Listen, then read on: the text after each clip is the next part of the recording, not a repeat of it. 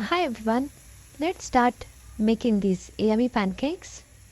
These are very healthy for the kids and you can give them in the lunch boxes.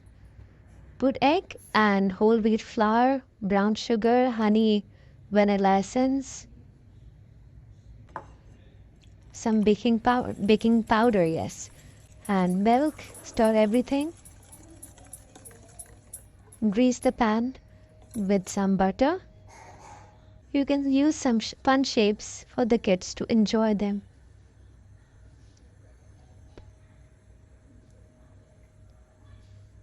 Pour in the pan. Let it cook on low flame.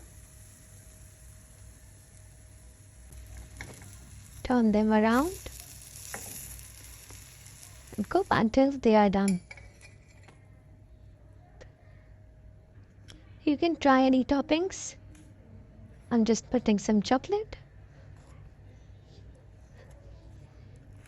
You can even use fruits, jam, maple syrup, honey, anything you like, all your kids like.